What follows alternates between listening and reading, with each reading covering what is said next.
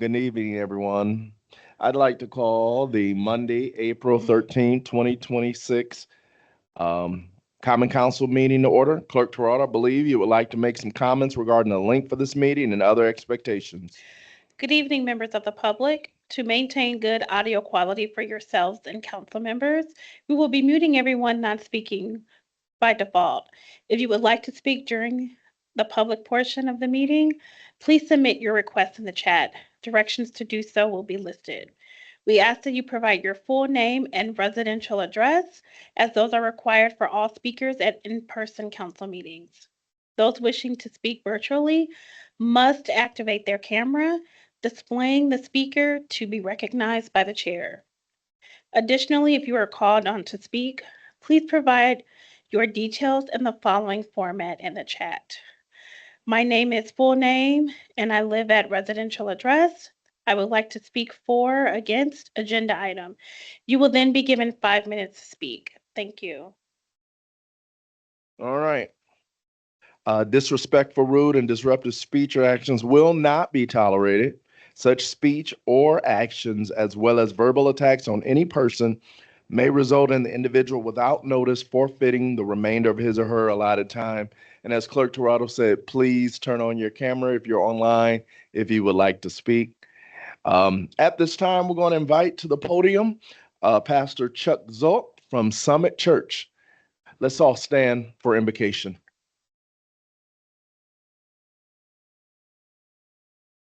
Chuck Zook. I'm from 987 Ruth Lane in Niles, Michigan. My daughter Sophie is with me tonight. Grateful for the invitation to pray. So let's pray together. Father God, we thank you for an opportunity to come together tonight as a group of people whom you have created, you've gifted uniquely for the positions that you've placed in, the work you've given us to do.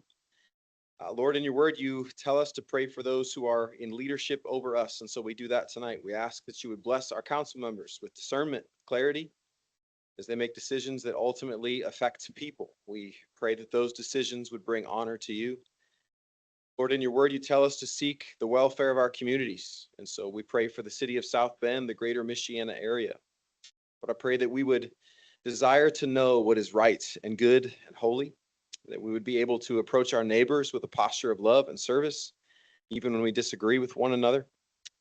And Lord, I pray for a movement of your presence here in this city and beyond that would be undeniable, that the good news of the gospel, Jesus' death on a cross as payment for our sins, his resurrection to life that gives us new life, that message of hope would spread like wildfire in this community, and that you would save many. Lord, help us to know that you are good, that your way is best, and you desire to be in a life-changing relationship with us. We ask that your will be done tonight, here, in this place, and we pray this all in Jesus' name. Amen. Amen. And now we'll repeat the Pledge of Allegiance. I pledge allegiance to the flag of the United States of America and to the republic for which it stands, one nation, under God, indivisible, with liberty and justice for all. Clerk Toronto, would you please give us a roll call? Councilmember Gooden Rogers. Present. Councilmember McBride. Present. Councilmember Warner. Here. Councilmember Thomas Morgan. Present. Councilmember White. Present. Councilmember Dr. Davis. Present. Council Vice President Niskoski. Present. President Lee. Present. 8 council members present. All right, thank you. Pastor Zuck, thank you for your invocation, and we appreciate you. We're praying great blessings on your life. At this time, we will now have a report from the subcommittee on meetings.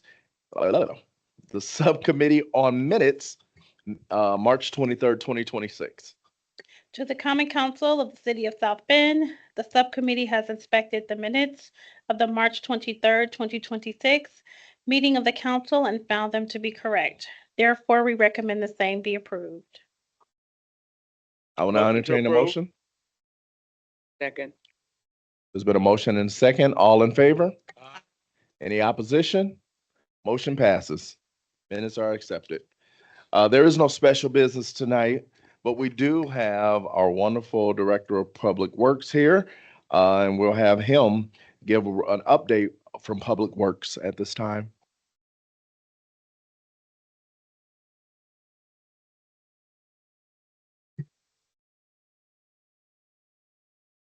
some goodies tonight, huh? You might not say I want to give it to you. We'll see. Good afternoon, council. Can you guys hear me okay? No. On? Not No, really. Yeah, you're is good. it on? Very good. Appreciate the opportunity to speak to you tonight. It may be in the microphone, but it's not coming out. It's on. Should I get closer or That's something? better. Is that better? Pull it to yourself a tiny bit. Yeah. Okay. All right, I'll try to talk loud because I'm usually a loud talker anyway. Eric Horvath, I have the pleasure of serving as a Public Works Director for the city and have an office on the 4th floor of this building. And tonight, I'm here to give an update on some of the public works stuff that's going on, primarily just doing seasonal stuff. I think the request was for an update on leaf pickup as well as paving, but I'm also going to talk a little bit about alley grading and traffic calming and curb and sidewalk programs. But of course, can answer any questions you have. So feel free to interrupt as I go or catch me at the end of the session here. So to start with, I'll just talk a little bit about the Public Works mission. We build a foundation for a thriving city. And we like to say that what we do is try to do things that make the basics easy for our people. These are things that our residents use and see and rely on a daily basis, providing essential household services like water, good roads, sewer, developing sustainable assets and infrastructure, and then doing projects that just enhance the quality of life in the community. Before I go into the presentation, I would also like to take a minute to just quickly introduce two staff members who are here as well. And don't know if we've formally introduced Abby Magus yet, but Abby is our city engineer with the city. Abby comes to us, she was working for David Evans, a civil engineering firm out of Portland, Oregon, and has a number of years experience as a civil engineer. We're blessed to have her on board, and she's been on board for about 8 months now. And then next to her is Becca Plants, which most of you have already met, but Becca's in a new role as Director of Engineering Services Manager with the city. So thank you both for coming. All right, moving into the good stuff. Leaf pickup program. So first and foremost, obviously we had to suspend the program last year because we got an early snow and freezing that then was sustained throughout the winter. I apologize that we weren't able to get to more leaves during the fall, but the guys did as much as they could. We appreciate the patience that people provided during that time. And we promised that we'd resume as soon as the weather got good enough to do it in the spring. So we started on March 23rd. And what we did was we started in the zone that we stopped in. We had gotten through zone 7 the first time around. And so then we finished 7, 8, and 9. And then we're starting over and doing a whole nother pass. And we're currently finishing up in zone 5 and we'll start on zone 6 tomorrow. So we're getting pretty close to doing a full 2 rounds throughout the entire city. And we should be completely done by April 23rd, which is good because then we can jump right into our paving and curb and sidewalk programs. So if there are any questions, I can answer those, but wanted to also have people keep in mind that we also have the yard waste program that it goes April through November. We actually started on March 30th because that was a Monday. And so we're currently picking up the yard waste bins as well. These are the brown bins that you can get for $6 a month during those 8 months. And we'll pick those up weekly. We take those out to organic resources.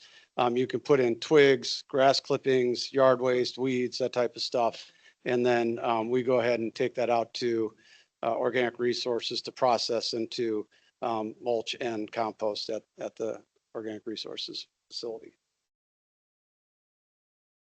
So this is a facility. I don't know if you've been out there. You're always welcome to come tour. But we've got a number of acres north of the airport on Trade Drive where we process all of our leaves and all of our yard waste and woody waste from storm debris. So the parks will bring stuff out as well.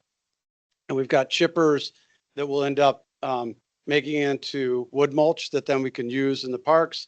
But we also have compost turners that the leaves and the yard waste go into big piles, and then it gets broken down over time and turns into dirt. And then we use that dirt in city projects as well. And so that's my show and tell tonight. If anyone wants to keep it, you're welcome to it. I can bring more. A bag of our finished wood chips. Let's see if you want to pass it around. And then also, pretty cool, this is actually yard waste and leaves and stuff that's now dirt. And this is actually from our facility. Cool. So it's nice to be able to take those products instead of taking to the landfill, be Mhm. able to put them back to productive use in the environment. And so What do you do with these? I mean, afterwards, I mean, not this individual bag, but does the city sell this for like people want to put it on the garden and oh, things like that? great question. No, we don't, but you can pick it up for free. Oh, Now, you get it so- free? Yes, so if you load it yourself, you can get either the compost or the wood chips for free. I will tell you, the wood chips, like, we don't dye the wood chips, so they're not gonna look like your wood chips. Those look pretty dark, probably because they're a little wet. I know, but but this is good stuff. It's good, it's very good stuff, yeah, yeah. So what times can you pick it up? So we are open Monday through Friday during the day, and then Saturday mornings as well, through Thanksgiving. Like 8 to 5? That is a good question. I think it's actually Or the city hours? 8 to 4:45, I think is what it is. Yeah. Okay. Yep. Cool. And it's on our website to be sure, but, That's good stuff. yeah, That is so good. residents can pick this stuff up for free. If they have a truck and they want it loaded, there is a charge for loading it, 'cause we'll have to get a loader to come. It's a nominal charge, but just to take care of the time for a guy to get up there and load Okay. it for them. You can also drop stuff off there for a fee, but most people don't do that because, you get picked up at your house. And then in addition, I should mention that beyond just the normal pickup and the yard waste program, as part of our special pickup program, you could use that as well to have yard waste picked up. If you do that, it has to be in the paper bags. So because they're fully biodegradable. The plastic bags, even though they say they're biodegradable, just don't break down. And so we don't allow those. But if you do a call in for a special pickup, you can have up to 10 large paper bags that we'd pick up. Oh, thank you. Nobody wanted it. That's okay. Oh, I'll take it. I mean, if you want to, I just wanted to be I'll take it home, seriously. Very good. So the hours are Monday through Friday, 8 to 5, Saturday, 9 to 1. They stop Thank you. loading 15 minutes before it closes. Thank you. Thank you. Appreciate that. Saturday is 9 to 1.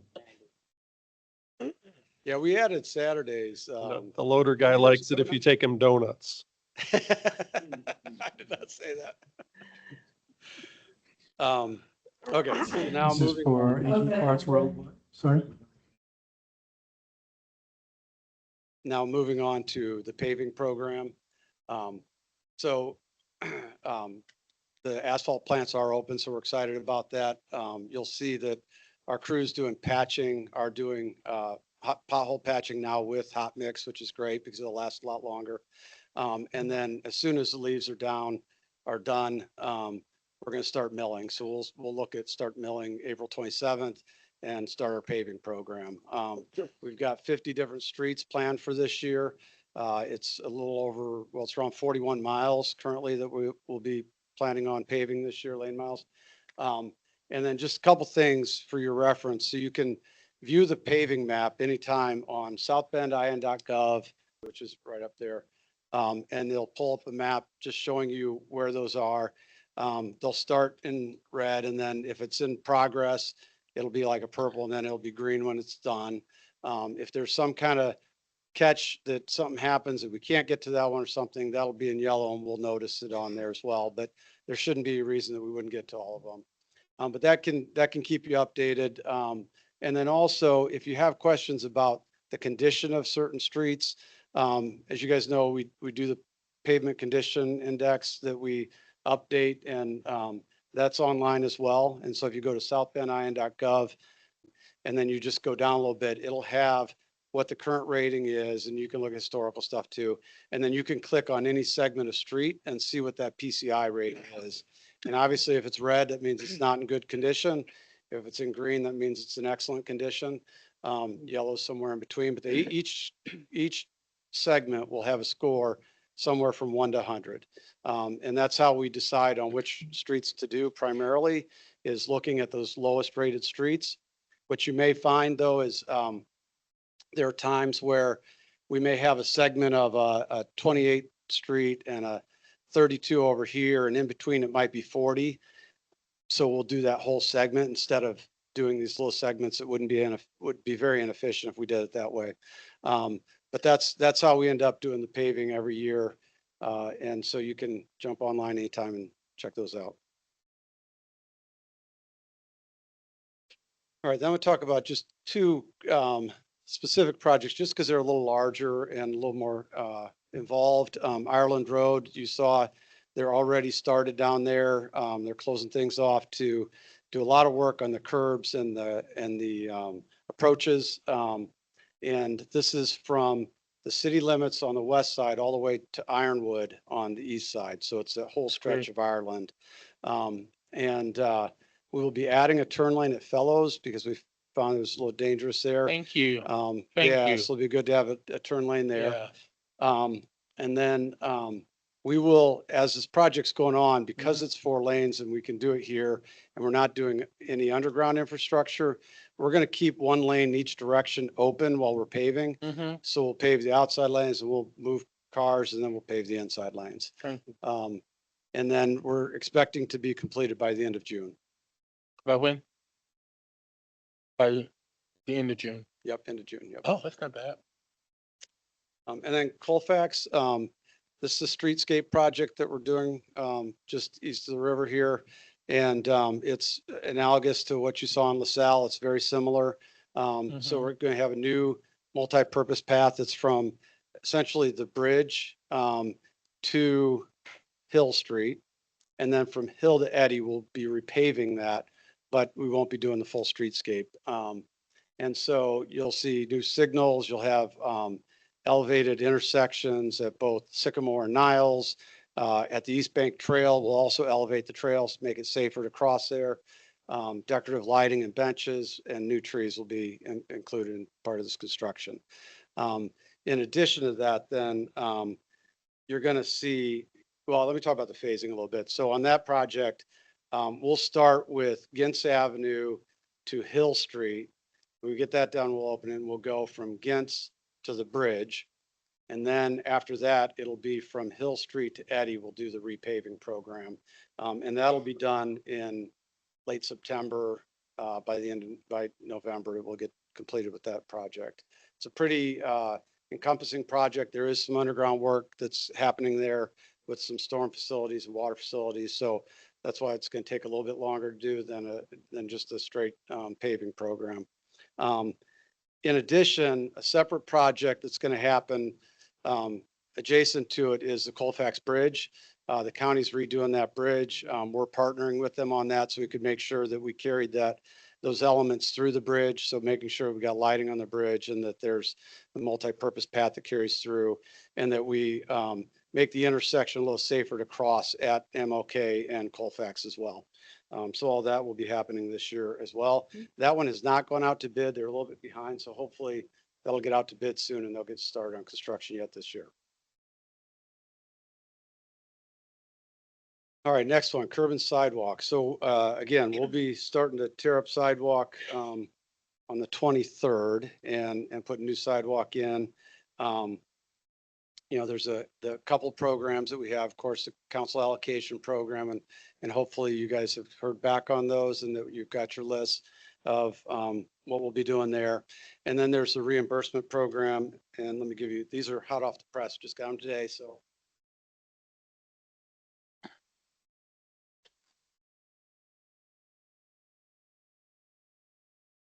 the curb and sidewalk reimbursement program, anyone can sign up for.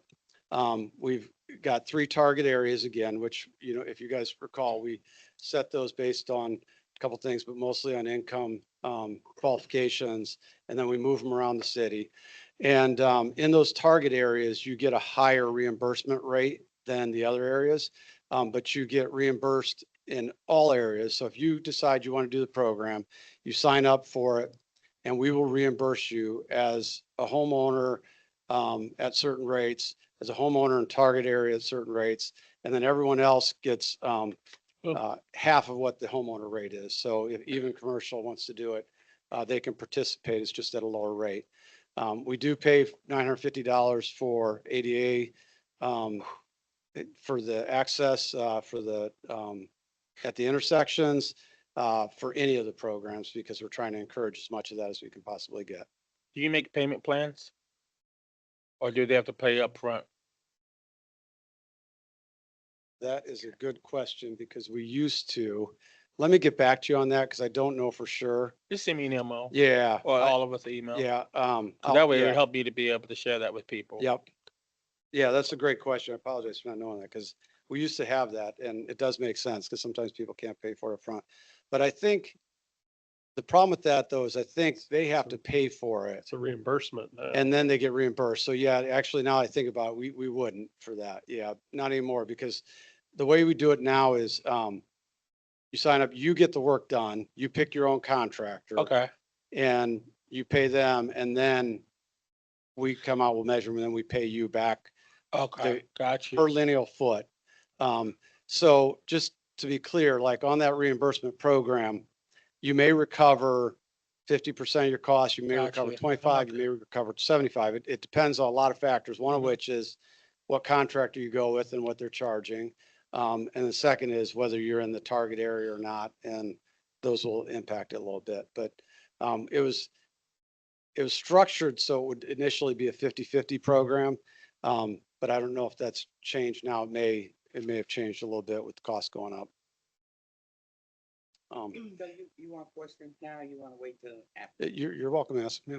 No, I would like to know because I know that I had some streets some curbs that didn't get finished last year. Yes. So that wouldn't affect what I turned in last year with those ones that didn't get done be first, and then I would still get what you say I was eligible for. This year. Absolutely. Yes. Okay. Yeah. Yeah. Okay. Yeah. No. I think it was because of the weather and stuff. Yeah. We try to make sure we get them all done, but if we didn't get to your allocation last year and we're still finishing, we're not going to cheat you this year. So we've finished those first, make sure those get done, and then we'll start the new allocations. Yep. Yep. Thank you. Good You question. bet. Yeah. Yeah, on the council curb and sidewalk allocation, the list that you sent out to us, do you also notify all the residents that they have been selected? I was going to send out letters today and they're like, well, you better check with Public Works. So do you guys do that, or is that Be great. just send out a letter from ourselves? You guys don't notify Yeah, I every single don't participant, think we right? do until we're Okay. going out there. So that's, when we're actually ready to do the construction, unless there's a reason that we need to get them ahead of time on a tree removal or something. But I think that's actually a great idea. Okay, I just wanted to confirm that. I heard two different things, so I'm like, well, you'll be here tonight. I'll ask you Yeah. to make sure. I'll ask Kara tomorrow, make sure. I'll send you a note. Um, Eric, I'm on. They Oh. do send out a letter. If it's internal crews, they give out a letter as well as our contractor Okay, so everyone gets a letter before. before construction. Yep. Okay, gotcha. Wonderful, thank you. Do you know how soon they get it before the construction? I think like 2 weeks. I think. Yeah, it Sure. should be a couple weeks. Mhm. Okay, cool. Thank you. Thank you, Kara. All right, so the next program, this is one that's federally funded through grants that we apply for every year. And we had sat down with the school corporation early on to put together a list of schools and prioritize them based on kids walking to school in areas where we had bad sidewalks. And this year we're doing 2 of them, Measle and Kennedy Academy.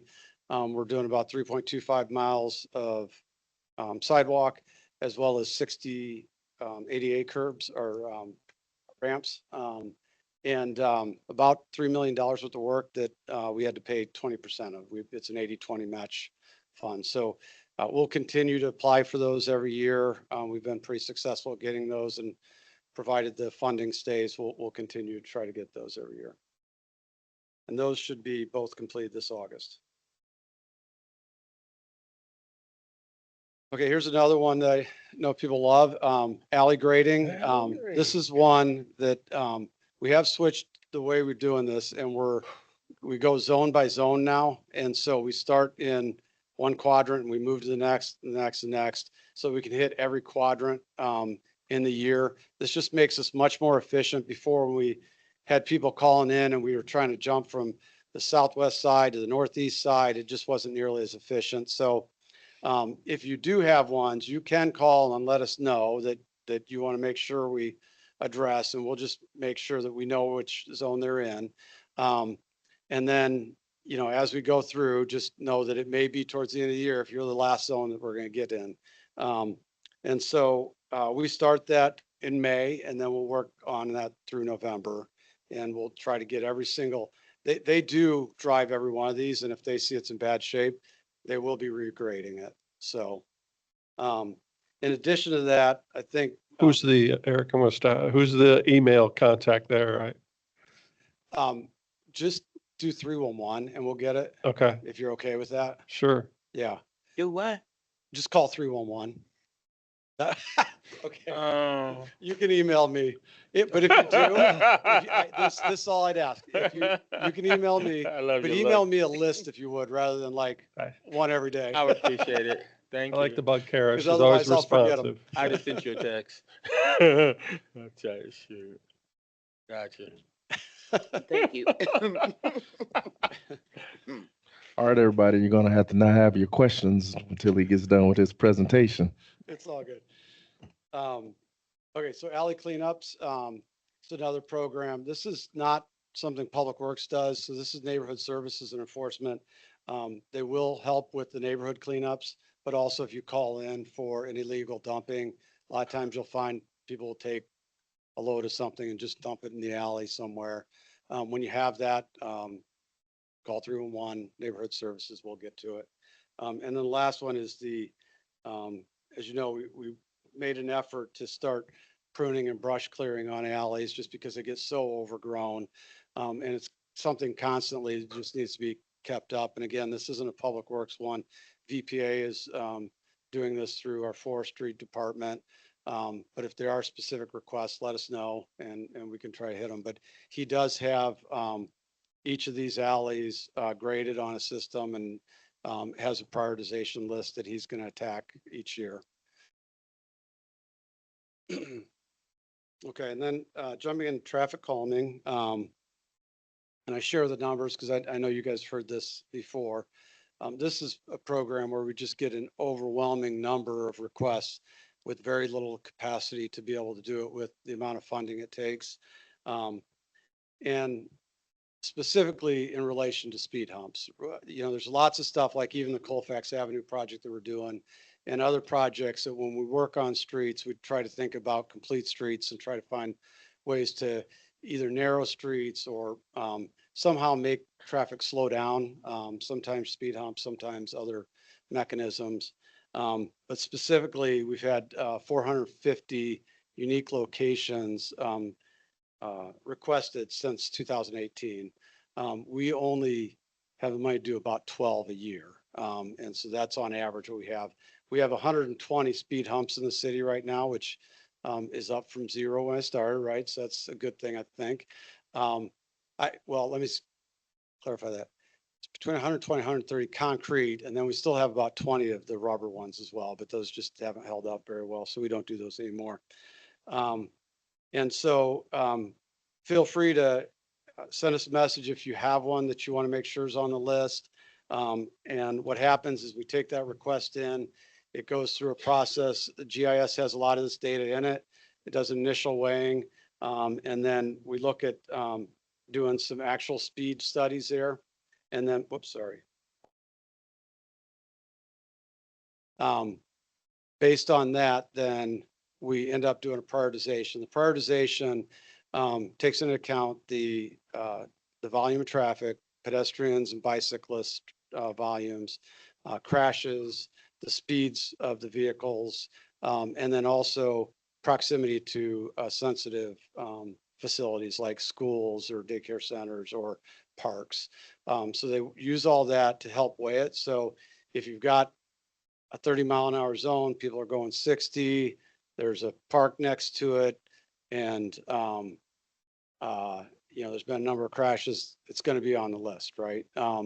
But I can tell you that from a owner's perspective, a lot of times they see things happening that we aren't necessarily seeing in the data, or it feels like people are, a lot of times when I'm on the street, feels like people are flying past you, right? And they may only be doing 40, right? Which is still fast for a residential area. But I think sometimes we feel like they're doing 60 down the street when they're coming down like that. But we'll do our best to try to continue to address these. We know it's important for trying to create a quality of place for our neighborhoods, and just bear with us as we try to, do what we can to do some traffic calming. The other thing I'll say that I didn't put in this program is that now that we're fully staffed at PD, they do a really good job of doing selective enforcement too. So if you do have areas where we need to do some speed enforcement, they're really good at that now, and we can do some of that too. And it does help. Sometimes it may only help for a period of time, but it definitely does help. So this is the list that's going out to bid actually here in a couple of weeks, that will be permanent locations. These are a number of these have one hump, a couple have two, and I think Lathrop's the only one that has three because it's a long stretch of Lathrop. Thank you. I think that's it. Questions? All right, council members, do you have any questions? I'll start here on this end. I'll come back, come down that way. I really don't have a question. I just want to thank Mr. Horvath for your presentation. And if we could get a copy of Absolutely. your PowerPoint presentation. And then I just want to thank you for responding to Mrs. Garcia's. She was very, very overwhelmed and just thankful for the individuals that came out and talked with her and looked at her concerns. So just Great. want to Thank say you all. thank you. I appreciate that. I'll Mhm. pass it on. Thank you. Councilwoman McBride? Thank you for your presentation. As always, I'm glad that we are continuing to enhance the traffic calming and safety all across the city.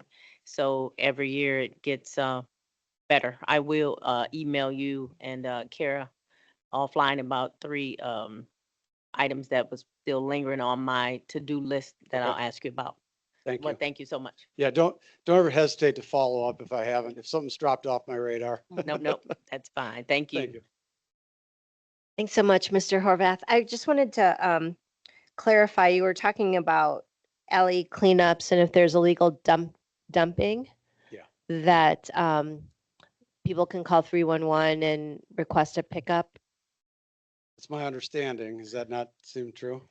I'll follow up with a Okay. couple neighbors if that's actually working out. I know that there have been some neighbors that residents that have approached me in the Woodlawn area, and they just, they're long backyards, wooded areas, but up against an alley, and people are dumping in their backyards. And so at one point they were getting some help, but then there seemed to be some change in that. Okay.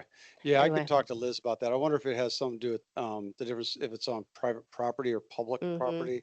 Because sometimes it Mhm. gets tricky if it's on the public property because there's a whole process they have to go through. Because if we end up taking something away and then somebody says, "Oh, that was my treasure" or whatever, it becomes a legal issue for us. Whereas if it's in the right of way, it shouldn't be there, and it's a lot easier for us to get rid of. Sure. But I'll follow up with Liz on that as well.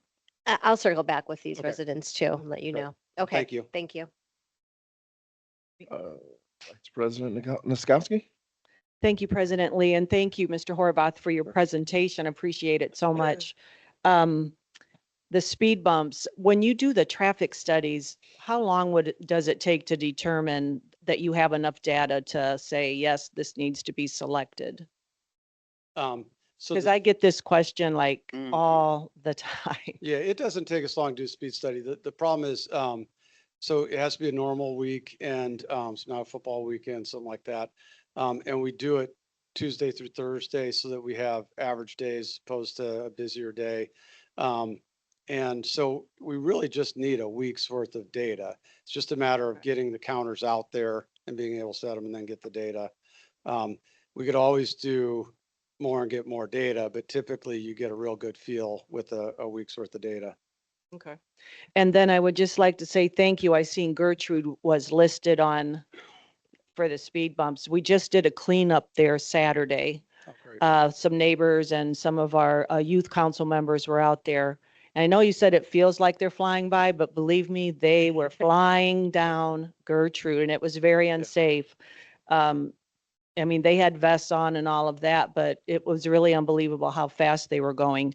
And some of the NIMBA riders that use the track that's across the street on Gertrude from the park were glad to see us out there, talked about the speeding and the entry into that park system there that's kind of separate from Rum Village Park. So that's going to be very welcomed. Great. And we had a lot of positive feedback on that. So I just wanted to say thank you and thank you welcome. for including that in your presentation. You're welcome. I should mention too, the Martin's curb issue Oh, yeah. on Mayflower and Sample there. But we are going to get that addressed through the round one of paving. We're just going to take that curb out and widen that. Oh, Um, wonderful. so Thank you. Trucks can get around there. It's not, yeah, it's not good. the Thank way you. it is. Yeah, that is a very unsafe area. And I told you my experience there, but yeah, now there's a big chunk of concrete. So I really appreciate your follow-up on. Yeah. Going to make that so much better. Thank you so much. Really appreciate you. And I appreciate everything that you do for our city. You really do. Your department does a lot. Thank They you. really Appreciate do. that. Councilwoman Gooden Rogers. Yes, I would like to say thank you very much for the presentation. And of course, you know, I calls and send emails quite a bit. So I still have a couple that I haven't heard an answer on, but I will resend them to you again, okay? And Sounds good. I'm very well with the big truck because I use that quite a bit too. Thank you for all that you are doing for the city and especially the west side. Thank you. Appreciate that. Dr. Davis. Hi, thank you for everything that you reported. There was also a text which I sent out to you today. It was concerns about the viaduct on Walnut and Western Avenue. It says needs to be painted. And then there's some potholes that I sent to you on 3916 Washington Street.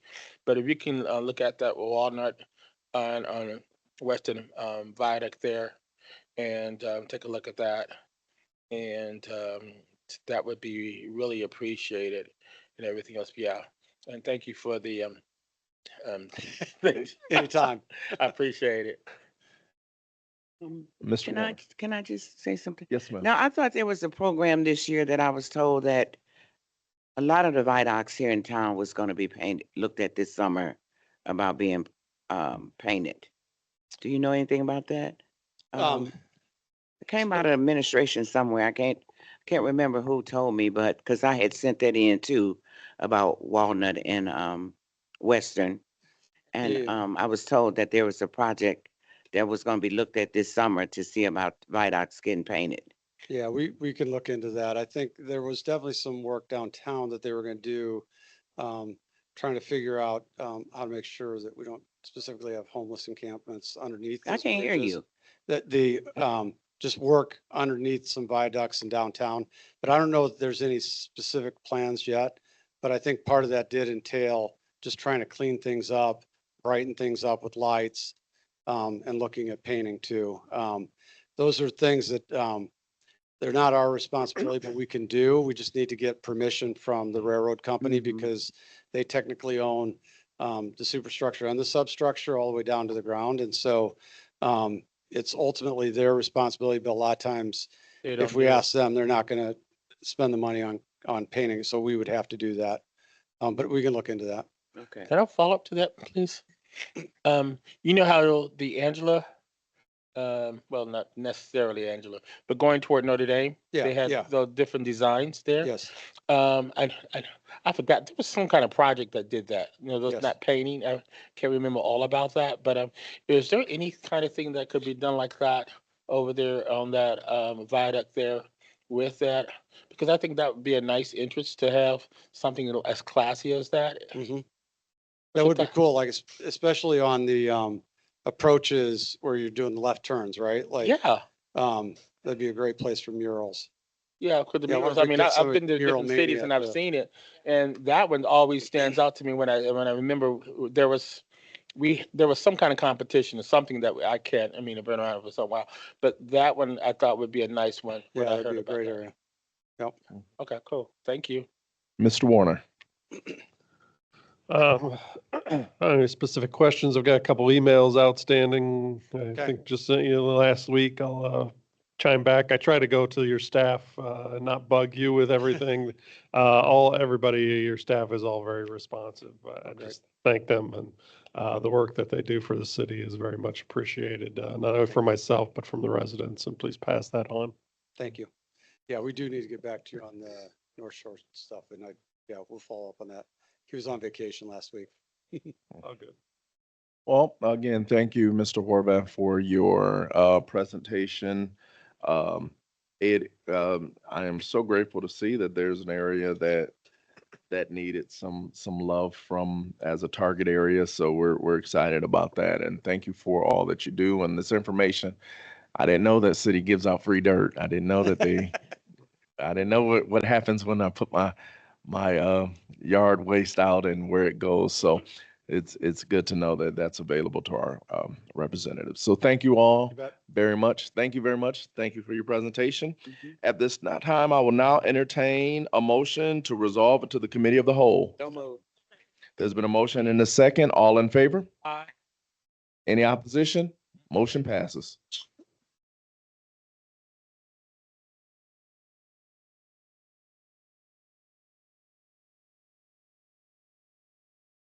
Committee of the Whole is now in session. This is the portion of the council's meetings where bills are given a second reading and a public hearing before a committee made up of all 9 council members. All bills set for this second reading and public hearing had previously been given a first reading and a committee hearing prior to this evening's meeting. In addition, we will hear from the chairperson of the standing committee where the bill was discussed and the results of that discussion earlier today. If a proposed ordinance is a zoning ordinance, a report from a staff member will be given. In all other situations, the formal presentation on the proposed ordinance will immediately follow the committee report.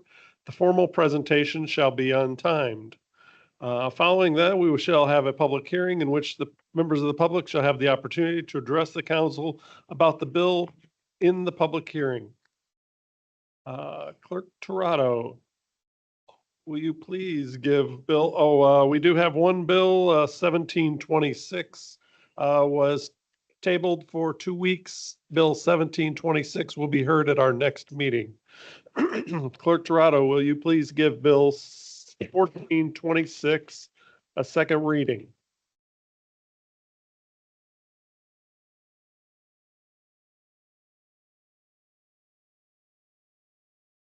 Public hearing on an ordinance of the Common Council of the City of South Bend, Indiana, approving a petition of the Advisory Board of Zoning Appeals for the property located at 915 Harrison Avenue, Councilmanic District Number 1 in the City of South Bend, Indiana. Thank you. Dr. Davis, say our committee report. Yes, the Zoning and Annexation Committee met this afternoon, and we bring Bill 1426 to the full council with a favorable recommendation. Thank you very much. You're welcome. Good evening, council members. Tim Staub, zoning specialist for the city of South Bend with offices on the 5th floor. As mentioned, I bring before you Bill 1426, a special exception by the owners of 915 Harrison to permit a 2-unit dwelling on the property. The property intends to build a side-by-side duplex on a currently vacant lot in the near northwest neighborhood. So here's an image of the vacant lot. This lot once did have a dwelling unit on it. That dwelling unit was torn down sometime between 2015 and 2016. And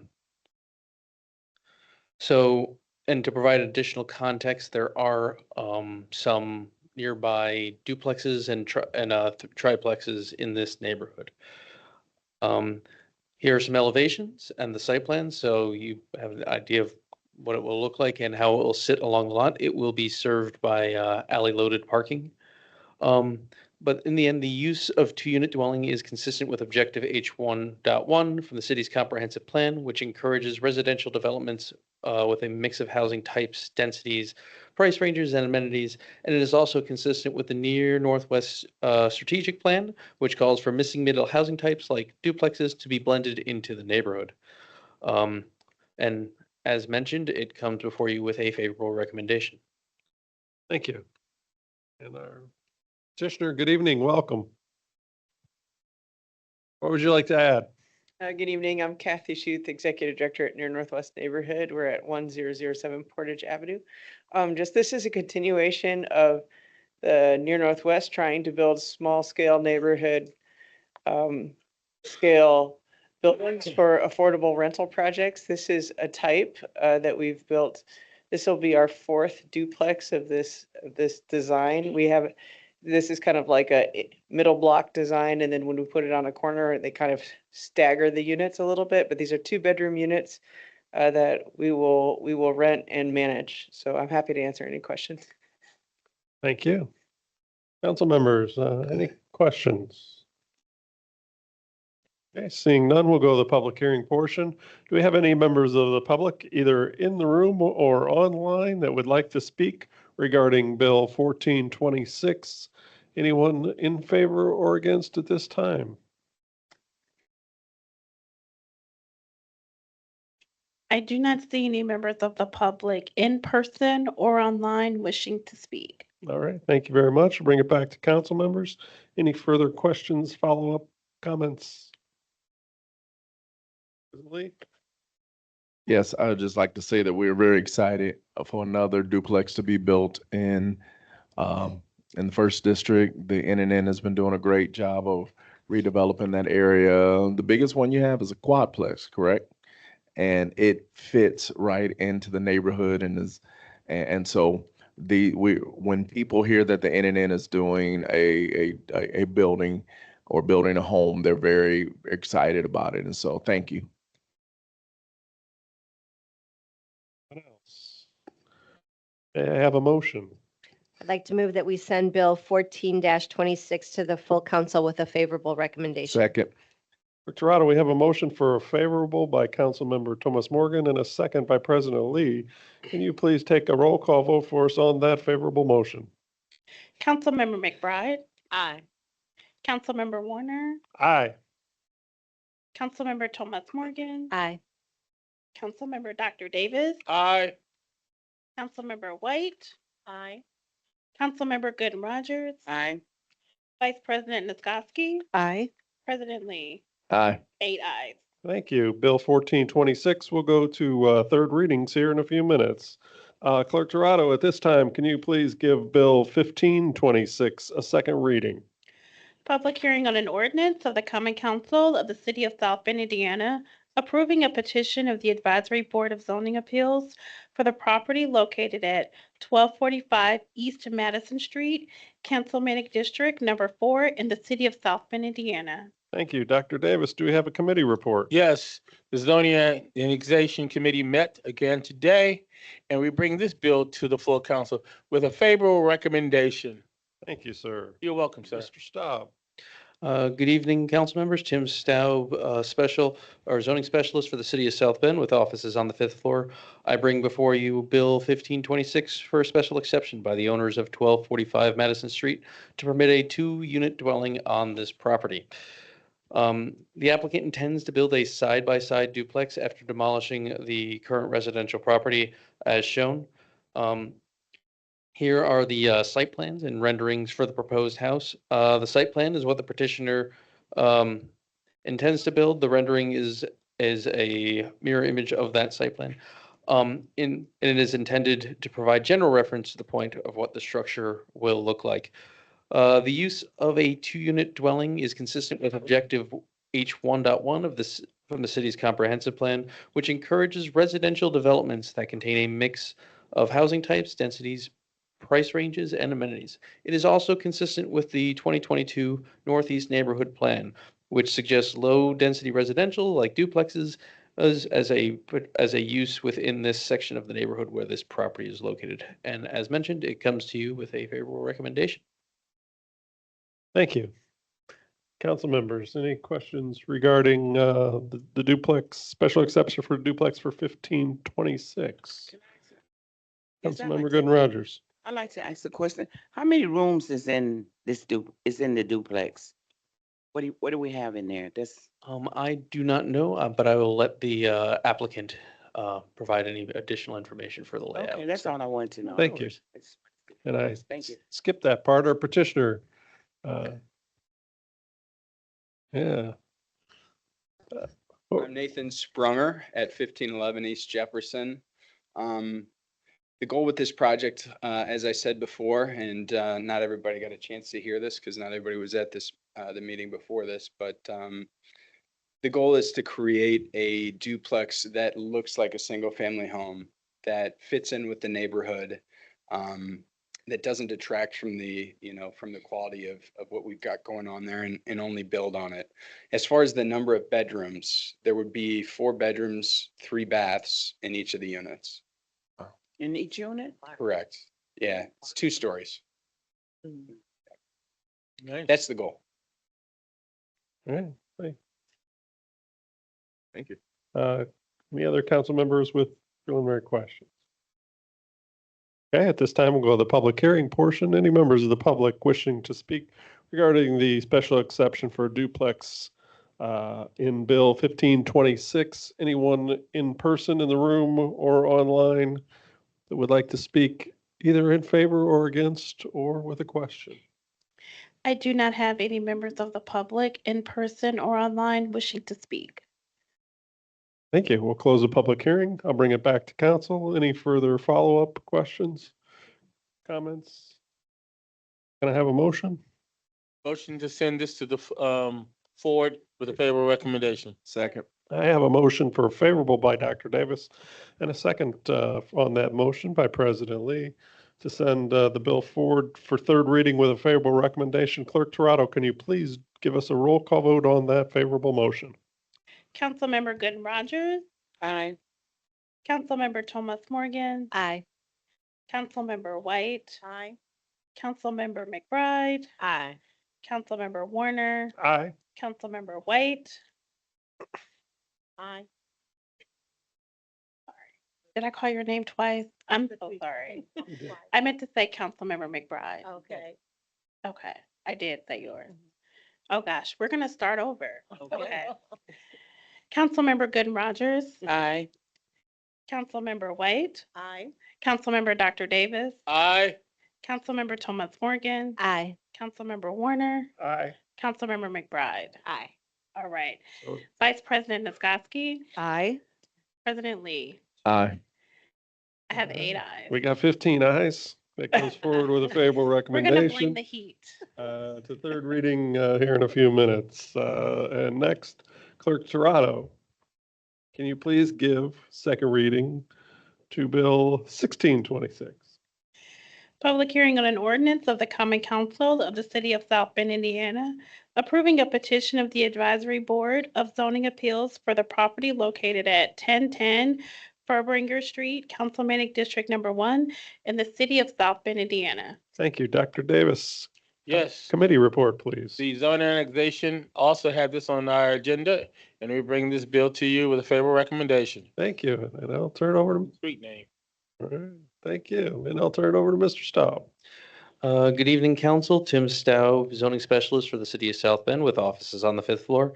I bring before you Bill 1626, a special exception by the owners of 1010 Furbringer Street to permit a two-unit dwelling on this property. The applicant intends to build a pre-approved stacked duplex on the vacant parcel in the Lincoln Park neighborhood. So here's the current existing vacant parcel. This is the pre-approved duplex they intend to bring.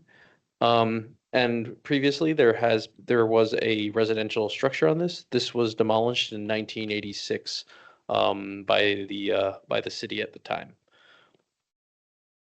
So the use of a two-unit dwelling is consistent with H1.1 from the city's comprehensive plan, which encourages residential development that contains a mix of housing units types, densities, price ranges, and amenities. Is also activating a parcel that has been vacant for over 40 years. It is consistent with the neighborhood's low density, as you can tell that there are several 2- and 3-unit buildings within a few blocks of the parcel. But as mentioned, it comes to you with a favorable recommendation. Thank you. And petitioner, is there anything you would like to add, sir? Good evening and welcome. Hi, Jose Guevara, 418 Rosewood Drive. Well, as a petitioner, the intention to build the duplex in this vacant lot is to build a duplex instead of single house, just to bring more rental house for the area. As a guy from the top 10, the South Bend, Mike King, and the other just doing amazing things around the area. I will be part of that with my project. Just expecting to do the same with the other vacant lots that I have in the area. Any question? Great, thank you.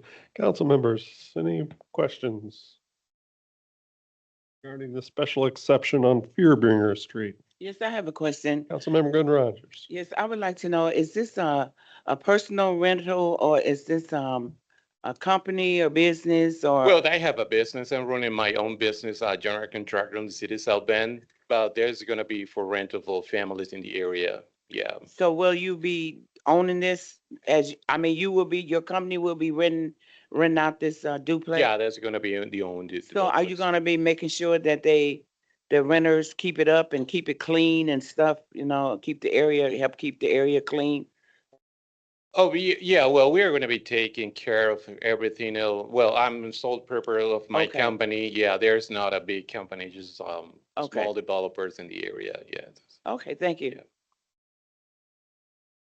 And it is to note that he is part of a group called Community Builders. Town maker, yeah, Town Makers with Mike Keene, and Yeah. Mike is really developing an ecosystem of people and developers who care about the community, and they're doing a great job mentoring these individuals to the next level. So Yeah, we have meetings every single month, every the second Wednesday on the library, and we are teaching people how to invest in real estate. So to be a town maker, you don't have to be building a new house or rehabbing and fix and flip. Even if you are doing in your garage or in your house, you are a town maker because you bring something new to your house of just extend the life of the property. Yeah, that's the core of the town makers in the cities of Bend. Yeah. Well, what I was saying was, it seemed like when you're buying a home, you care a lot more about it, but when you're renting, some people look at it at the fact that it's not mine, so I really don't have to do this. So I'm just, want to see. Oh, yeah, sure. I don't want to see anything coming along with the problems that we're already having, so. Yeah, I'll but take I your word think for it. the key probably is the relationship between the owner and the tenant. I think that a great conversation that can fit that, because if you are against your tenant, that could be bring some problems. But when you are close to your tenant, explain how to keep control and to take care of that, of the house, Okay. that's going to be a benefit for you and for your tenant, Bill. But the only thing that you want is your tenant taking care of your property. Yeah, but you have to teach your tenant how to do it. Okay, thank you. I appreciate that. Yeah, it's not just put the house, the apartment on the market, because that is easy, but that could be expensive for you in the future, Okay. Yeah. Thank you. Any questions, comments? Thank you for your investment. To council members that aren't familiar with Mr. Keene and the Town Makers, they meet very regularly. There's also some larger meetings I've been to. It's really kind of an incubator for small incremental development, and they go by the philosophy that nobody's going to build our town up. Nobody's going to come and save us and do that. We have to do that ourselves, right? And starting from the ground and starting small and working up to just as Mr. Keene has done over there on Portage. But I would entertain a motion at this time. I'd like to make a motion that we send 16-22 to the full council with a favorable recommendation. Thanks. I have a motion for a favorable recommendation by President Lee and a second by Councilmember Nagatsky. Clerk. Do we do privilege of the?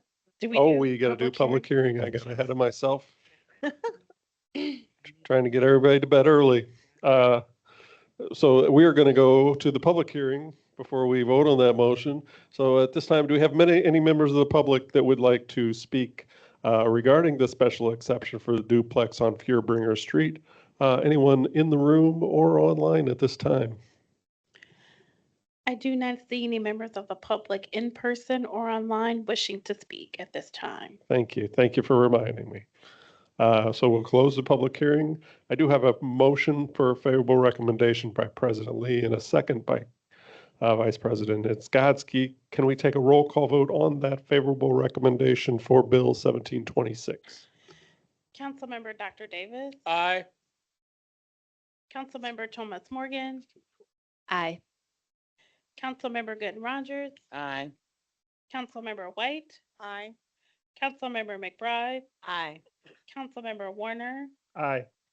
Vice President Niskoski, Aye. President Lee. Aye. 8 ayes. Thank you. 1626 will go to third reading with a favorable recommendation. As I announced before, 1726 has been tabled for 2 weeks, and we will now, Clerk Torado, can you please give Bill 1826 a second reading? Public hearing on an ordinance of the Common Council of the City of South Bend, Indiana, approving a petition of the Advisory Board of Zoning Appeals for the property located at 1249 Corby Boulevard, Councilmanic District Number 4 in the City of South Bend, Indiana. Thank you. Dr. Davis, final committee report of the evening from you. Yes, the zoning annexation also had this on our agenda, and we bring this bill to you with a favorable recommendation. Thank you, sir. Welcome. Mr. Staub. Good evening, Council. Tim Staub, zoning specialist for the City of South Bend with offices on the 5th floor. I bring before you Bill 1826, a special exception by the owners of 1249 Corby Boulevard to permit a 2-unit dwelling on this property. The applicant intends to build a side-by-side duplex on a vacant residential lot. Here's the lot as it currently stands. You will notice that there is a duplex. There's a recently or a nearly complete duplex to the right of this vacant lot. That goes along with a few other duplexes that have been going up on Corby. This is the front elevation and the site plan showing the proposed duplex design. The key thing is that there will be alley parking associated with the project. The petitioner has been developing the other duplexes on Corby and is also going to be varying designs. As you can kind of tell with their recently completed, or they're soon to be completed and they're proposed. The use of a 2-unit dwelling is consistent with objective H1.1 from the city's comprehensive plan, which is to encourage residential developments that contain a mix of housing types, densities, price ranges, and amenities. It is also consistent with the 2022 Northeast Neighborhood Plan, which identifies the area of Corby Boulevard as a low-density residential development area, which includes duplexes. And as mentioned, it comes before you with a favorable recommendation. Thank you. Our petitioner. Welcome, and what would you like to add about the project? Yes, good evening. Alyssa Gonzorek, 7821 Morse Road, Columbus, Ohio, 43054. Nothing too much more to add other than kind of what I said earlier in the meeting. If there's any concerns that they're going to look cookie cutter to what the other ones are on the street, we are going to be very careful and intentional about the materials and the colors and the window placements, roof lines and things like that to make sure there is a variation to what's already there. Okay, thank you. Council members, any questions regarding the special exception for Corby Boulevard? Okay, seeing no questions at this time, we'll go to the public hearing. Do we have any members of the public, anyone in the room or anyone online that would like to speak regarding Bill 1826, either favorably or against or with a question? At this time, I do not see any members of the public in person or online wishing to speak. All right, thank you. We'll close the public hearing. Council members, any follow-up, any questions, comments? I'll thank you for your investment in our city. That drive past those units section just yesterday. They look great. Thank you. Okay, I would entertain a motion. I'd like to make a motion that we send 18-26 to the full council with favorable recommendation. Second. I have a motion by President Lee for favorable and a second by Councilmember Gooden Rogers. Clerk Torado, can you please give us a roll call vote on that favorable motion? Councilmember Warner, Aye. Councilmember Thomas Morgan, Aye. Councilmember White, Aye. Councilmember Gooden Rogers, Aye. Councilmember McBride, Aye. Councilmember Dr. Davis, I give her a Buckeye eye. Vice President Niskoski, Aye. President Lee. What was that? She's a Notre Dame country, so, I give an eye, but the Irish eye. How about that? I was last yesterday. 8 ayes. 8 ayes. That bill goes forward to third reading here in a minute with a favorable recommendation. At this time, I would entertain a motion to rise and report back. Second. All those in favor of the motion signify by saying aye. Aye. Any opposed? The committee of the whole is now adjourned. Thank you. The full council is now back in session, and this is the portion of our meeting where bills are given a third reading and actions taken regarding the bills that were heard during the committee of the whole. Clerk Torado, would you give Bill 14-26 a third reading?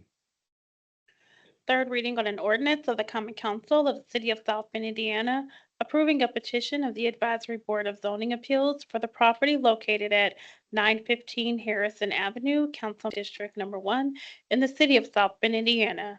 Move for passage. Second. There's been a motion and a second. Clerk Torado, please call the roll. Councilmember McBride, Aye. Councilmember Gooden Rogers, Aye. Councilmember Warner, Aye. Councilmember Thomas Morgan, Aye. Councilmember Dr. Davis, Aye. Councilmember White, Aye. Vice President Niskoski, Aye. President Lee. Aye. 8 ayes. 14-26 is now passed.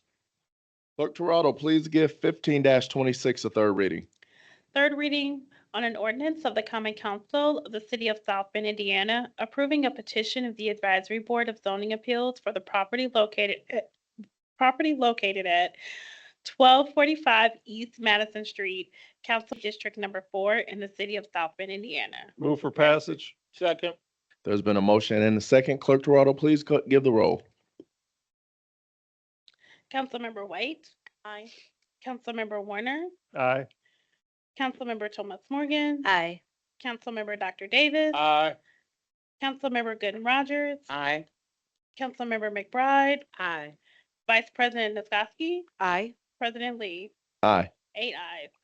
15-26 is passed. Clerk Torado, give 16-26 a third reading. Third reading on an ordinance of the Common Council of the City of South Bend, Indiana, approving a petition of the Advisory Board of Zoning Appeals for the property located at 1010 Furbringer Street, Councilman District Number 1 in the City of South Bend, Indiana. Move for the Passage. Second. There's been a motion and a second. Clerk Torado, please call the roll. Councilmember Dr. Davis, Aye. Councilmember Thomas Morgan, Aye. Councilmember Gooden Rogers, Aye. Councilmember McBride, Aye. Councilmember White, Aye. Councilmember Warner, Aye. Vice President Niskoski, Aye. President Lee. Aye. 8 ayes. 16-26, which did have a favorable recommendation, is now passed. All right. Clerk Torado, please give 18-26 a third reading. Third reading on an ordinance of the Common Council of the City of South Bend, Indiana, approving a petition of the Advisory Board of Zoning Appeals for the property located at 1249 Corby Boulevard, Council District Number 4 in the City of South Bend, Indiana. For passage. Second. Second. There's been a motion and a second. Clerk Torado, please call the roll. Councilmember Gooden Rogers, Aye. Councilmember White, Aye. Councilmember Dr. Davis, Aye. Councilmember Thomas Morgan, Aye. Councilmember Warner, Aye. Councilmember McBride, Aye. Vice President Nisgowsky. Aye. President Lee. Aye. 8 ayes. 1826 with a favorable recommendation has now been adopted. Thank you. Thank you all for coming. Thank you. All right. Resolutions. This is the portion of the council's meeting where the common council hear bills filed as a proposed resolution. The title of each proposed resolution is read by the clerk. A report from the committee chairperson of the standing committee to which the bill was referred to for an advisory review and recommendation is then given. During the public portion on each proposed resolutions, members of the public are invited to address the council. We ask that you give your name, address, and comments on the bill.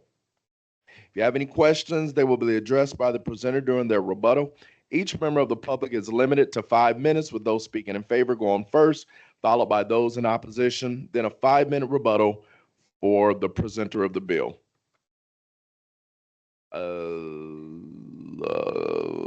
Councilman Warner, That's me. is there a committee report? There is, yes. Resolution 2611 was heard in Community Investment Committee this afternoon. And after a half-hour presentation, it was brought forward with a favorable recommendation. All right. We're so grateful for President. our, I need to read the bill. oh, sorry. Yes. A resolution of the Common Council of the City of South Bend designating certain areas within the City of South Bend, Indiana, commonly known as 312-318 East Colfax Avenue, South Bend, Indiana, 46617, an economic revitalization area for purposes of a 6-year real property tax abatement for Roth Partners, LLC. All right. We've already got the committee report. Petitioner, would you state your name and address and proceed with your presentation? Eric Glavich, Director of Growth and Opportunity. Office is on the 5th floor of City Hall. I appreciate the opportunity to present to you, and we're just so excited about this project. We just want to talk about it. So I will be more brief than I would have been this afternoon. But I do want to go through kind of how we got to this point, talking about the Cascade project and what this latest phase is and how excited we are to be able to present this declaratory resolution for you for your consideration. Cascade Phase 1 is a project that we are very familiar with, a crown jewel of the East Bank. A multi-use, mixed-use building that Wharf Partners had built. They completed in 2019. At the time, in 2018, the Common Council approved a 6-year tax abatement for Phase 1, which is the existing building. The tax abatement at that time had commitments such as $19.35 million in private investment and 20 full-time jobs created. The developer in this case met all of the commitments that were placed upon them through the adoption of that tax abatement. The cherry on top was the Cascade Restaurant opening in 2024. It's basically revitalized kind of that area of the East Bank. At the time, the assessed value for the property before Phase 1 building was constructed was the assessed value is about $100,000. Right now, you look at the combined assessed value for that property is $20.6 million. So, even with the tax abatement, you can see kind of the benefits of the city partnering and supporting transformative projects like this. As the developer has worked through the project on the site, the city seems to keep throwing curveballs at them. The Sites Park project, the hydroelectric project, were things that kind of threw a screwball at them in terms of getting Cascade Phase 2 off the ground. As we work through these different challenges, the developer in this case was more than accommodating to what the city needed. The developer provided land, staging area for the Sites Park project. The developer had even donated land to the city for the expanded riverfront project. Mr. Panzica earlier had commented about how Stevenson Mills parking was provided as well. This is a partner that's invested in the East Bank neighborhood, and a partner that's invested in the city. Here's the strip of land that was provided, and you can see here, it allowed the city to really, enhance the Riverwalk. Now, shifting gears to this phase of the project. Phase 2, this is a tax abatement that we're presenting for your consideration that is completely separate from the Phase 1 tax abatement. All the obligations there have been met. This is purely to support Phase 2 and serve as an incentive to be able to get this project completed. We're all familiar with the property. It's the Cascade building with surface parking lot. Here's an aerial view of what the project would look like upon its completion. The building on the right is the existing building, and the large building in the foreground would be the Phase 2 project. Here's another view, different type of rendering of the Phase 2 project there on the left. And yet another view with the river lights in the background. Really, the developer focuses on highlighting the beauty of the St. Joseph River in downtown, an asset that people want to enjoy, which is, I think, is why we find such a good partner here, because the city shares the same mission and goals, which is to get people to utilize the riverfront and activate those spaces. The project itself, this Phase 2 building, is actually larger than the Phase 1 building. This building would be 8 stories tall, 112,000 square feet. The first building, the commitment was 77,000 square feet. This portion of the project will have 22 to 32 residential units. These will be market rate for sale condominiums. The building will have about 30,000 square feet of commercial space. The total cost for this project is $50 million estimated. This is not, $50 million does not include Phase 1. This is only Phase 2. And really, as you've seen through the renderings, it's designed to complement the work that's already been going on there.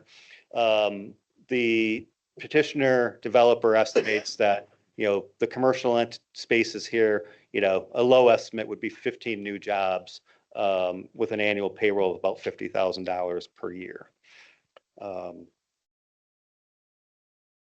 Just skip through these. Sorry. So shifting to this particular abatement that we're asking the council to consider, this would be a 6-year mixed use development abatement. Mixed use meaning the abatement would apply both to the commercial spaces and to the residential spaces. However, there's one caveat. The residential units would only receive the benefits of the tax abatement while they are owned by Wharf Partners LLC, which is the developer. The reason for that is that, these are not units that are sold beforehand. The developer is taking on the cost of bringing these units online, and a tax abatement, helps, make the project viable. When a unit is sold to a private individual or a third party, the abatement on that unit would terminate. If Wharf Partners were to sell all of the residential units before the project is completed, there would be no residential abatement.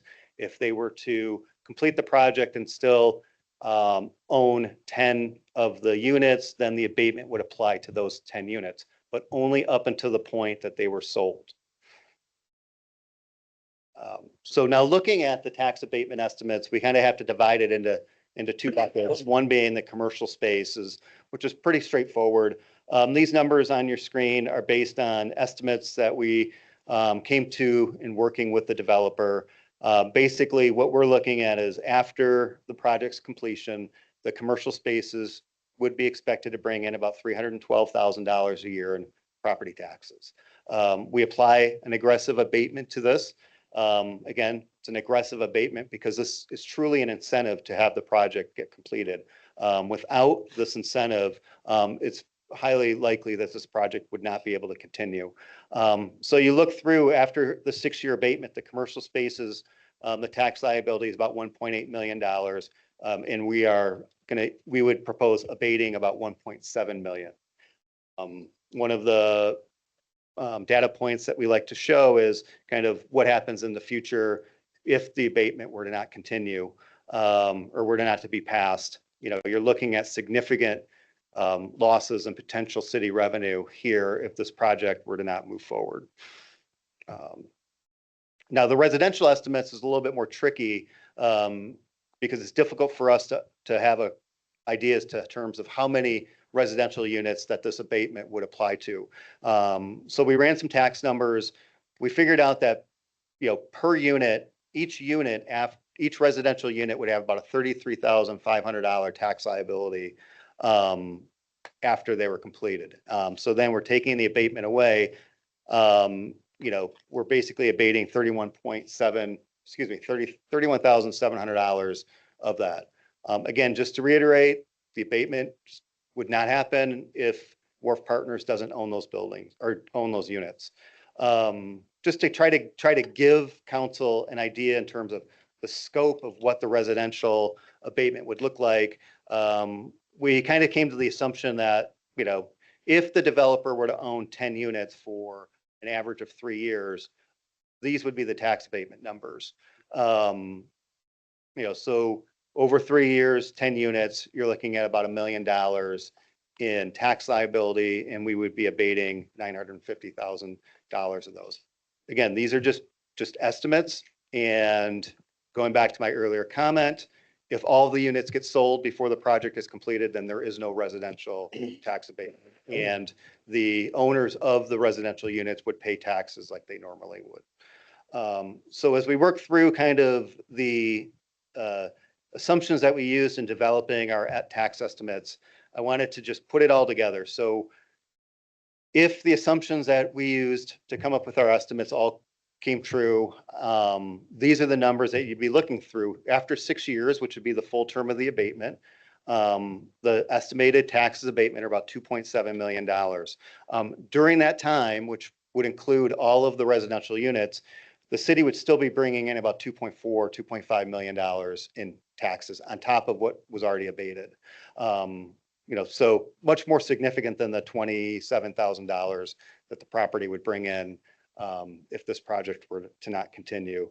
You know, I just think that, you know, this is a good return on investment for the city. After 10 years and after 20 years, the tax revenues that these units bring in is significant. So I will pause there. I know Mr. Panzica is here to answer any questions, and I feel like that was a little bit better job than the 5 o'clock meeting. So This afternoon was great. You know, I love all the staff. Eric, I just giving you a hard time. Thank you, Eric. Thank you, ladies and gentlemen of the council. My name is Thomas Panzica. I live at 320 East Colfax Avenue, which is in phase 1 of the Cascade. It was my privilege to, after 30 years of living in Granger and working in downtown South Bend, I now live in downtown South Bend and love it. Our goal in phase 2 is to bring other people like myself from outside the community and outside the city of South Bend to move downtown and appreciate all that we have to offer here. And this project, as Eric mentioned, will be transformational. The type of construction being 8 stories rather, and being on the river and looking for that urban vibe is concrete and glass. It's not wood. So we're already challenged by competing with products around the periphery of the city that are lesser cost construction, which makes efficiencies and the assistance of the city in finishing this project to the way it was envisioned essential. We also want to mention that although we are at the upper end of the housing spectrum, we represent about 1% of the recently constructed housing units in the city of South Bend. We add an important diversity to that. And our residents are stakeholders who are buying, not renting. So we're asking people to essentially make 7-figure investments in the future of downtown South Bend. And we need every incentive possible to convince them to consider that and to try that. And once they do, they love it, and it will become successful. So again, without the assistance of the city, I don't think we'd be where we were today. We patiently waited for everything to develop around us. Even as we start, things will still be developing around us. But when we're done, that portion of the city and the East Bank will indeed be a beautiful new jewel to the downtown to attract more people to come to South Bend and live and work in the heart of our community. That, I thank you, and I'm pleased to answer any questions. Yes, Since you have lived downtown, I know you worked downtown for years. yes. But since you have actually lived downtown and not too far from this area, what have you noticed that you did not notice before since you have lived downtown? What I appreciate, Councilman, is the fact that there's so much to do downtown. My wife and I have enjoyed a walkable lifestyle. We can walk to the ballpark. We can walk to so many different restaurants and bistros and places to enjoy. We enjoy Howard Park. We enjoy just walking and watching the ducks on the river and the river lights at night. When you live in Granger, or you live in outside the community, you seldom come downtown. I know people who have no idea these things even exist. And the people in our building, I call them the true believers, because once we experience it and learn to love it, we tell everybody about it. And that's really our challenge, is to get people to actually come downtown and experience what's down here and find out it's not a scary place. It's a beautiful place, and it's a very diverse place. And it's transformed my life living here and for the better. And I love it. I really do. Well, thank you for sharing that. I appreciate that. Thank you for also getting the numbers to our councilwoman here. I was listening while you were talking to her. Oh, yes. I was very impressed. Thank you for that. Thank you. All right, we'll start down this way. Thank you, President. I would just like for you to reiterate in phase one, how many units did we have and how many of those sold? How many, what was the number? So far, our minimum number of units will be about 22. We have none that there's hard money on yet, because we're still in the final stages of finalizing cost. However, we have at least, I would say, 5 or 6 units that have serious interest or are spoken for. That said, getting from that initial few to 22, as phase one told us, you know, it's kind of easy to start off and then it sort of drops off, and then you get to the end and you hopefully are selling out within your period. So there's a lot of risk involved, but we do have the advantage that we have a phase one to show people instead of just paper. And I think that will make a difference. I think her question was how many from phase one That's okay. that was built and sold. And I think. Oh, sorry. I apologize. Phase one is completely sold out. And how many units were there? 17. 17. Yeah, apologies for No, misunderstanding no, that. no worries. It did, and it sold out during COVID. So it took all of about 30 months to complete that. And we're anticipating it'll probably take an equal amount of time, maybe 3 years, to sell out Nice. phase two. Thank you. Anyone else on that side? Councilwoman Rachel Thomas Morgan? Yeah, thank you. I wanted to ask a little more about parking.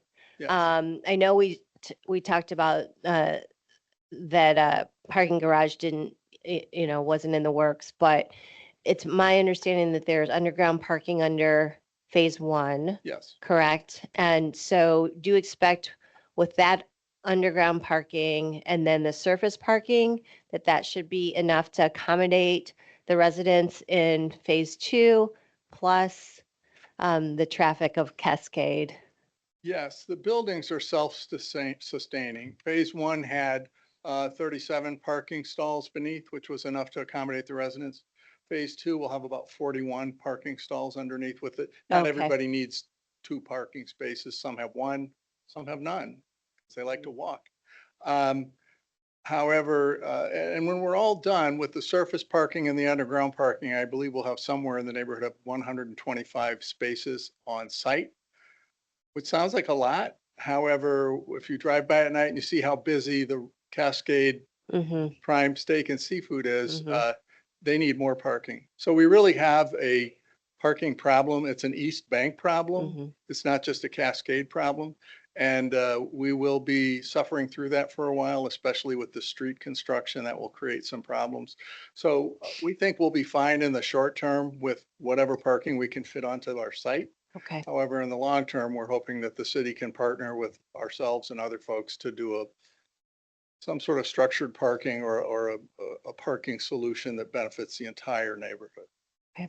Thank you. Thank you. Anyone else? This morning? All right. That was the question I was gonna ask and Rachel stole it. So, I don't have any more questions. Thank you very much. At this time, we will now go to public hearing. Clerk Toronto, is there anyone from the public wishing to speak in favor? I do not see any members of the public in person or online wishing to speak in favor. Is there anyone wishing to speak in opposition? I do not see any members of the public in person or online wishing to speak in opposition. At this point, the public hearing portion of this hearing is now closed. Without any other comments, I will now entertain a motion. Move for passage. Second. There's been a motion and a second. Clerk Toronto, please call the roll. Councilmember Dr. Davis, Aye. Councilmember Thomas Morgan, Aye. Councilmember Gooden Rogers, Aye. Councilmember White. Aye. Councilmember McBride, Aye. Councilmember Warner, Aye. Vice President Niskoski, Aye. President Lee. Aye. 8 ayes. Resolution 2611 has been adopted. All right. See you in the next meeting. Then we'll go see you next meeting, yeah. All right. Clerk Toronto, would you please give Bill 19-26 a first reading? First reading on an ordinance of the Common Council of the City of South Bend, Indiana, amending the zoning ordinance for property located at the unaddressed parcels at southern terminus of Glen and Dorothy Street, parcel IDs 018-8154-5549, 018-8154-5550, 018-8154-5563, and 018-8154-5556, Councilmanic District Number 6 in the city of South Bend, Indiana. All right. I would like to entertain a motion to send to the Plan Commission for public hearing on April the 20th and send to the Zoning and Annexation Committee for public hearing and third reading on April 27th. So moved. There's been a motion and second. All in favor? Aye. Motion passes. Clerk Toronto, please give 20-26 a first reading. First reading on an ordinance of the Common Council of the City of South Bend, Indiana, to vacate the following described property: western half of the unimproved north-south right-of-way, north of Calvert and immediately east of 2801 West Calvert. I will now entertain a motion to send to the Public Works and Property Vacation Committee for public hearing and third reading on April 27th. So moved. Second. There's been a motion and a second. All in favor? Any opposition? Motion passes. Clerk Toronto, please give 21-26 a first reading. First reading on an ordinance of the Common Council of the City of South Bend, Indiana, amending chapters 3, 4, 6, 13, 14, and 17 of the South Bend Municipal Code to align with zoning chapter 21. I will now entertain a motion to send this 21-26 to the Zoning and Annexation Committee for public hearing and third reading on April 27th. So moved. Second. There's been a motion and a second. All in favor? Aye. Any opposition? Motion carries. Please give 22-26 a first reading. First reading on an ordinance of the Common Council of the City of South Bend, Indiana, amending chapter 21 of the South Bend Municipal Code to make miscellaneous changes for classification and consistency, to simplify development process, and to achieve higher quality development. I will now entertain a motion to send to the South Bend Planning Commission for public hearing and April 20th and send to the Zoning and Annexation Committee for public hearing and third reading on April 27th. So moved. Second. There's been a motion and a second. All in favor? Any opposition? Motion carries. All right.